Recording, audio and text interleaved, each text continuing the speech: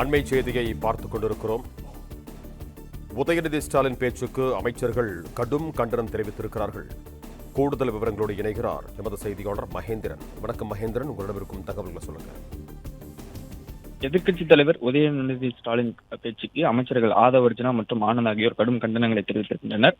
எதிர்க்கட்சித் தலைவர் என்ற மாண்பையும் மரபும் மிக்க மிகப்பெரிய பொறுப்பை உணராமல் வாய்க்கு வந்தபடி உதயநிதி ஸ்டாலின் பேசியிருப்பதாக அமைச்சர் ஆனந்த் கடும் கண்டனத்தை தெரிவித்திருக்கிறார். தன் தாத்தாவும் தந்தையும் வகித்தும் கூடவா முதல்வர் பதவியின் தகுதியும் தராதரமும் தெரியாமல் ஒருவர் இருக்க முடியும் என்று கேள்வி எழுப்பியிருக்கக்கூடிய ஆனந்த், அவை அடக்கமும் நாவடக்கமும் இல்லாத ஒருவரா நம் தமிழகத்தின் துணை முதல்வராக இருந்திருக்க முடியும்?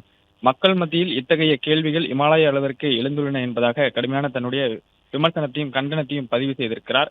அமைதி காக்க சொல்லி எங்கள் தலைவர் தளபதியின் நாகரிக வளர்ப்பு எங்களை தடுக்கிறது, வேறு என்ன சொல்ல?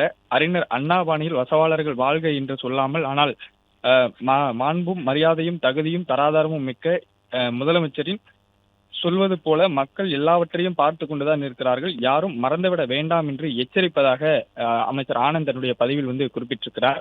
எதிர்க்கட்சித் தலைவர் உதயநிதி ஸ்டாலின் முதலமைச்சர் குறித்து பேசியிருந்த நிலையில இதற்கு தற்பொழுது அமைச்சர் ஆனந்த் மற்றும் ஆதவ் அர்ஜுனா ஆகியோர் தங்களது கடுமையான கண்டனங்களை தெரிவித்திருக்கிறார்கள். அதே போன்று பேரறிஞர் அண்ணா தனது தமிழ் புலமையால் கட்டி எழுப்பிய இயக்கத்தை இன்று தனது ஆபாச மொழியாலும் இரட்டை இயக்க பேச்சுக்களாலும் உதயநிதி ஸ்டாலின் அழித்து வருவதாக அமைச்சர் ஆனந்த் தன்னுடைய அமைச்சர் ஆதவ் அர்ஜுனா தன்னுடைய கடுமையான விமர்சனத்தை முன்வைத்திருக்கிறார். பெண்கள் பற்றி அவர் கொண்டிருக்கும் வக்கிர சிந்தனையை வெளிப்படுத்தும் விதமாக இன்று அவர் பேசியுள்ள பேச்சுக்கள் இருப்பதாக அமைச்சர் ஆதவ் அர்ஜுனா கடுமையான விமர்சனத்தை முன்வைத்திருக்கிறார்.